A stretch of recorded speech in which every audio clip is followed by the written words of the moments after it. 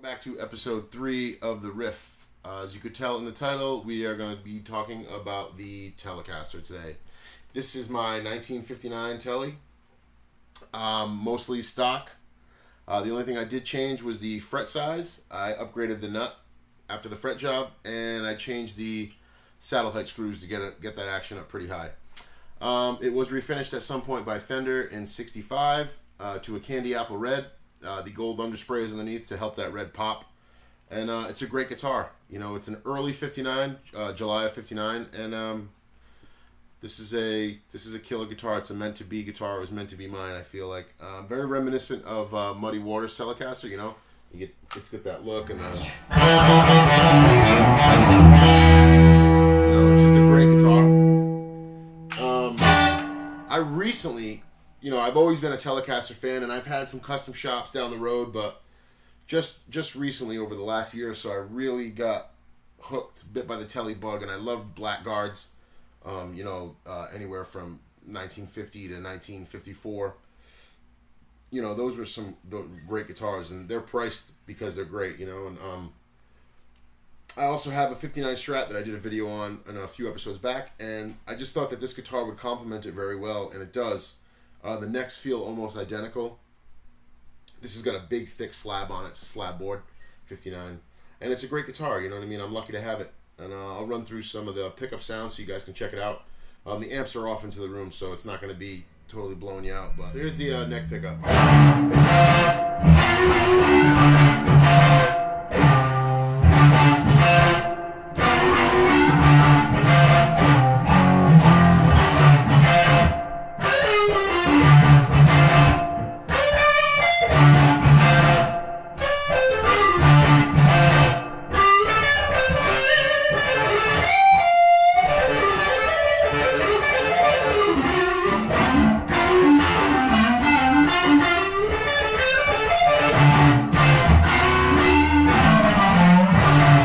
Like I said, very stratty, it's very warm, very deep, very big, and like I said, it complements the guitar very well.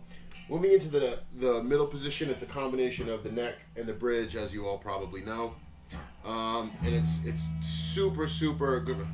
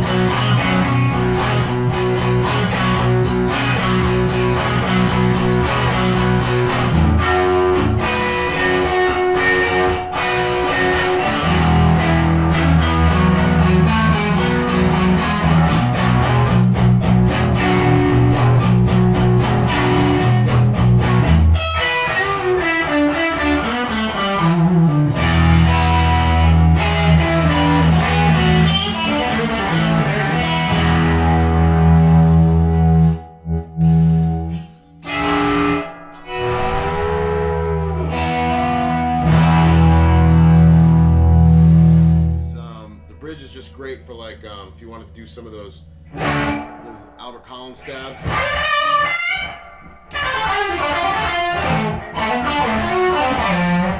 You know.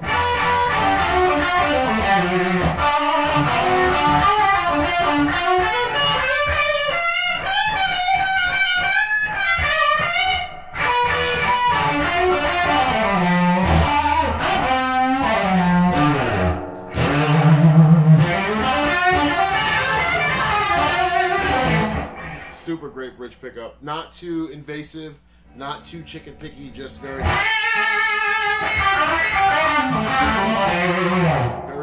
cool. You know, and you can really get it to squeal when you want.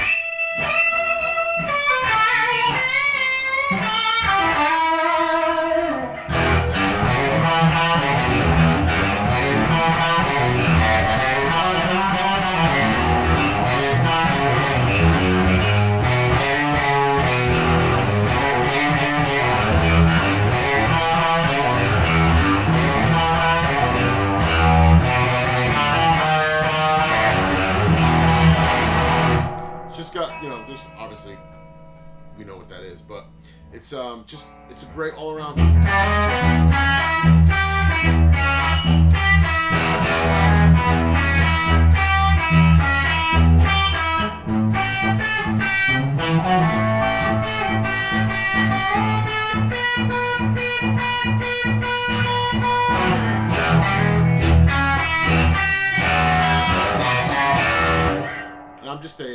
I'm a newcomer to the Telecaster. I'm no Telecaster expert. I'm no guitar expert. I'm learning every day. But yeah, I just figured I'd share with you this this great guitar that I'm lucky to have. You can see it's a phenomenal piece of ash, well worn in.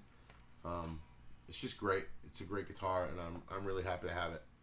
You know, decals in great shape still. Little cigarette stuff on the headstock, but that's all right. Just a great axe.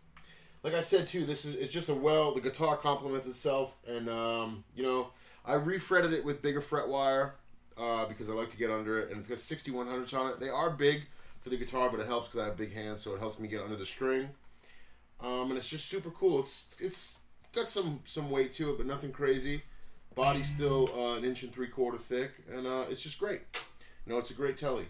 And this other one I have next to me is something I put together this year. This is it's kind of a mongrel built from a bunch of different parts, but it's you know, I'm a big Keith Richards fan. This is like about a 200-year-old pine body, 2-piece pine glued together, super, super light. It's got a 50s bridge on it, and a control plate. Some just basic electronics wired up, but I did chop a PAF into the neck position, and it gives you some really cool rock tones, you know.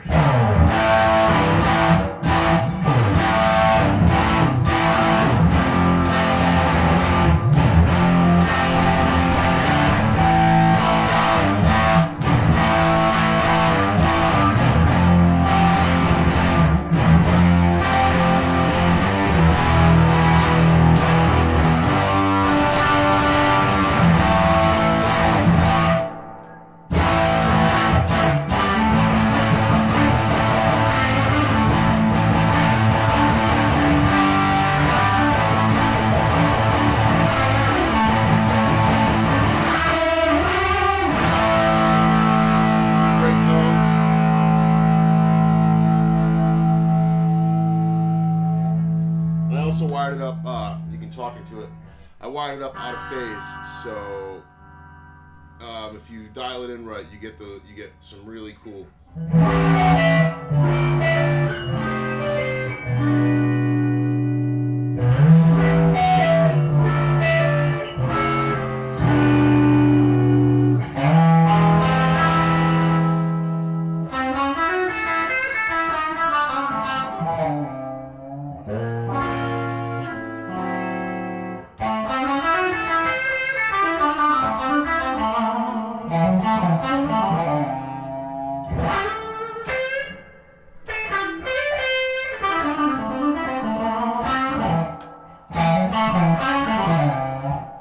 It's really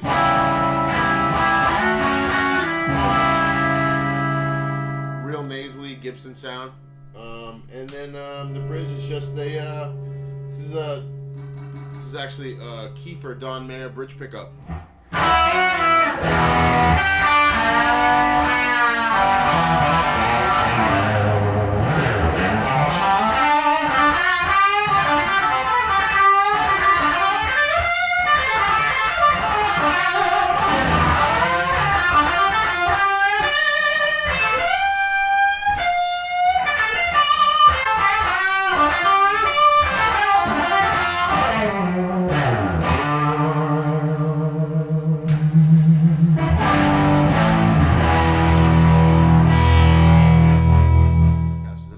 Basically have, you know, this is a cool super light because of the pine. But what I wanted to talk about was some of the Telecaster guys that, first of all, if you're into Telecasters, this book is worth its weight in gold, and it's a heavy book, you know what I mean? But it is phenomenal. It was written by Nacho Banos, and it just goes in depth to many, many, many Blackguard Telecasters. You know, he pulls them apart piece by piece, and he documents everything. And you know, some stuff I can show you. It's just tons of dedication, tons of work. You know, just breaking everything down. And there's dozens of guitars in here. So if you're a tone geek like I am, and you love the old stuff and you want to learn about it, this is a great book to have, because it's like a great reference point. And you know, I look at it and I get learn from it. The pickup specs from every year pickup. You know, it's a really informative. You could probably use this as a tool if you began collecting, or if you wanted to buy one of your own. I would highly suggest this book, because it is incredible, full of detail.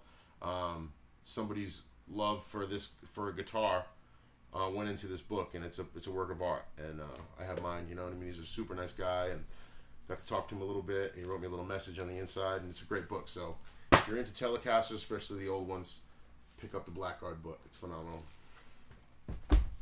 And some of my essential Telecaster listening, you know, everybody has their own taste, but I just want to share with you guys some of the few that I love. Any Muddy Waters, but Muddy Waters Live was pretty heavy. You know, this one was produced by Johnny Winter. It's a pretty great record. And that's me, you know, being restrained. But I think this record probably speaks for itself. I really don't have to say anything about it. It's phenomenal. I mean, the cast of characters on the back is nuts. You know, so I'd recommend checking this one out. And here's a Telecaster player that Roy Buchanan was one of the most emotional guitar players.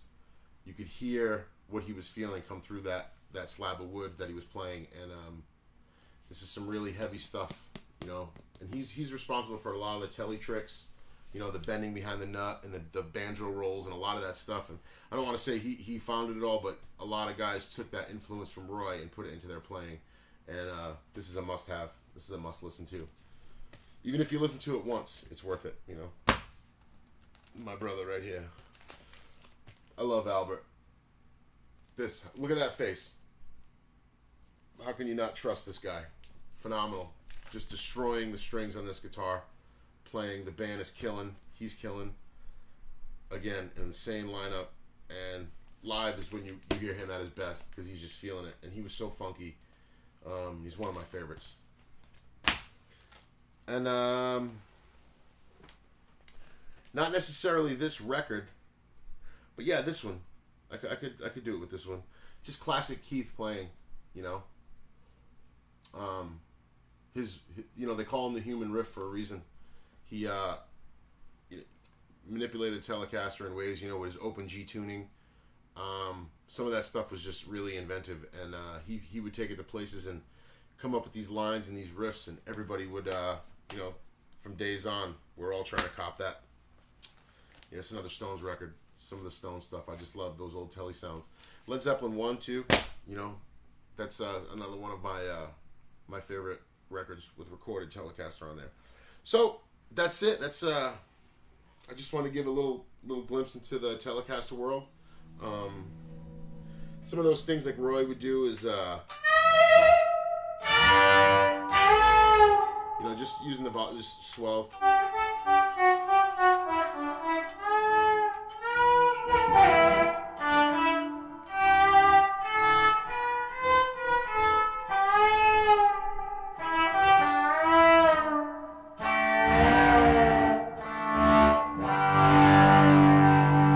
Telecaster licks, just having some fun. Yeah, so if you guys are interested in Telecasters, I hope this video helps you out. If you dug anything that I did today on this video, like and subscribe. If not, move on. Maybe I can impress you on the next one. I'll do another upload really soon. Guys, just post your comments and suggestions below, and I can feed off that, and I'm getting to them slowly. I appreciate all the feedback I've gotten so far, no pun intended. But until the next time, guys, thank you very much. We'll see you soon. Peace.